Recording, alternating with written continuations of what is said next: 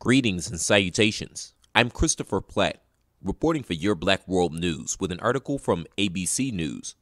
Don't forget to subscribe to this channel and visit theblackbusinessschool.com to learn about financial literacy and how you can grow your business today.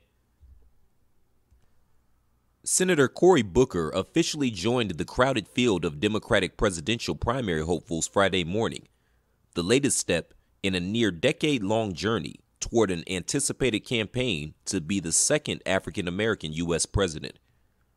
Booker's announcement arrived in a video outlining a theme of unity and togetherness, describing an optimistic vision of what could be accomplished through courage and collective action. I believe that we can build a country where no one is forgotten, no one is left behind, where parents can put food on the table, where there are good-paying jobs with good benefits in every neighborhood, where our criminal justice system keeps us safe instead of shuffling more children into cages and coffins, where we see the faces of our leaders on television and feel pride, not shame, said Booker after describing his upbringing. It's not a matter of can we, it's a matter of do we have the collective will, the American will. I believe we do, he said.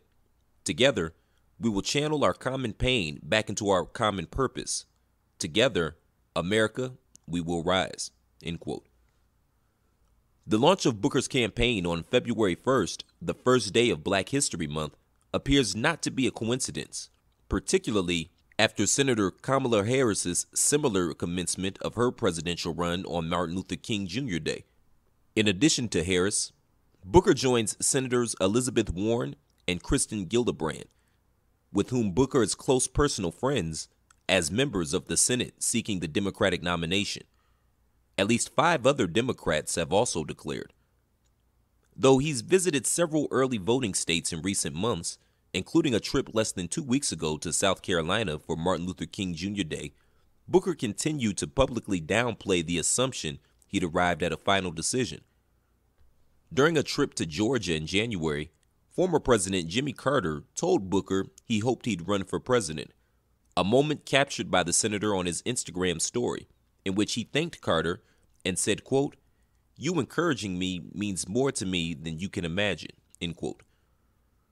Booker's announcement comes after more than 5 years in the Senate, which followed 7 as mayor of Newark, New Jersey, where he first vaulted to national attention for his youth and hands-on approach in attempting to turn around the crime and poverty-plagued city.